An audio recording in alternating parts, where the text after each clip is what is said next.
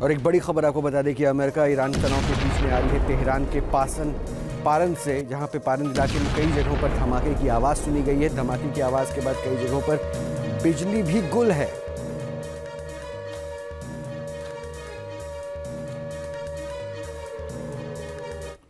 यानी एक तरफ अमेरिका ने ईरान के खिलाफ अभूतपूर्व सैन्य तैनाती कर दी है, वहीं दूसरी तरफ इजराइल भी शिया देश के खिलाफ ताल ठोक रहा है। दावा किया जा रहा है कि रिजीम चेंज के लिए अमेरिका को जितनी संख्या में सैनिकों की ज़रूरत है वो अभी तक मध्य पूर्व में तैनात नहीं हुए। इन सब के बावजूद अमेरिका तेहरान में रिजीम चेंज के लिए लंबे युद्ध की तैयारी की योजना पर काम भी कर रहा है और उसका साथ दे रहा है यहूदी देश इजराइल।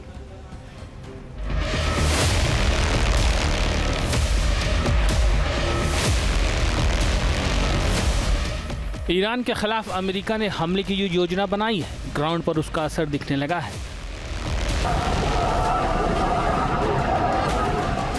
तस्वीरें तेहरान के आमिर कबीर यूनिवर्सिटी की हैं, जहां छात्रों की बगावत फिर से रुझाने लगी है। बासिज फोर्स के साथ छात्रों का ये प्रदर्शन दिसंबर 2025 में पूरे ईरान में हुए जन विद्रोह की याद दिला रहा है।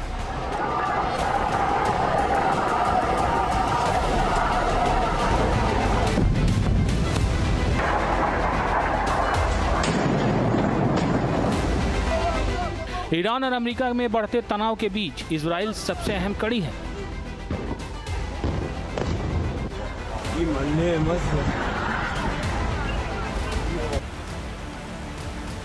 दरअसल ईरान के साथ तनाव के बीच अमेरिका ने अभूतपूर्व सैन्य तैयारी की है, लेकिन विशेषज्ञों का मानना है कि अभी भी अमेरिका के पास ईरान में ग्राउंड अटैक के लिए पर्याप्त संख्या में सैनिक मौजूद नहीं है।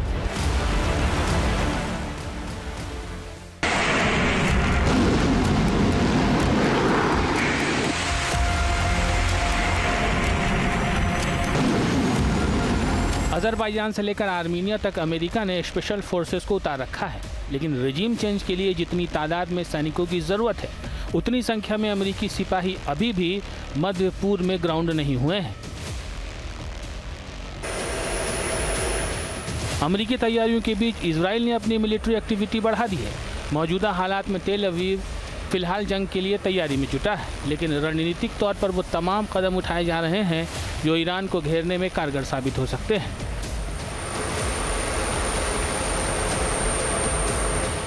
अब जबकि ईरान पर हमले की योजना तैयार कर ली गई है, आईडीएफ ने खास रणनीति पर अमल करना शुरू कर दिया है।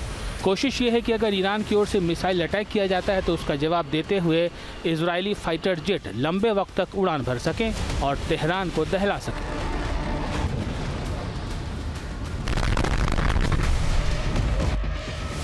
इजराइल जून 2025 की जंग में ईरानी मिसाइलों की चोट बर्दाश्त कर चुका है, लिहाजा अमेरिका और इजराइल दोनों का मकसद है कि ईरान अपने एटमी प्रोग्राम के साथ साथ मिसाइल प्रोग्राम को भी ख़त्म कर दे, लेकिन ईरान अड़ा हुआ है।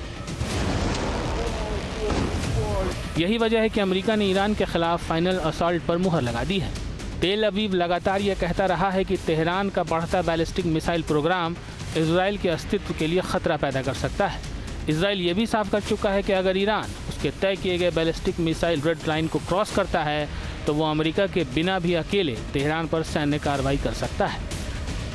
इजराइल ने दो टूक कहा है कि वो अपना फ्रीडम ऑफ एक्शन सुरक्षित रखेगा और किसी भी हालत में ईरान को ऐसे हथियारों को दोबारा हासिल करने की इजाज़त नहीं देगा जो इजराइल और उसके पड़ोसी देशों के लिए ख़तरा बन सकते हैं। दरअसल ईरान अपनी बैलिस्टिक मिसाइलों को लेकर किसी तरह समझौता करने के मूड में नहीं है, साथ ही युद्ध के लिए भी वो खुद को तैयार बता रहा है। ईरान अपने रुख पर कायम है, इसलिए ऐसे में अब जंग छिड़ने के हालात अपने आखिरी स्टेज में पहुंच गए हैं। Team news nation.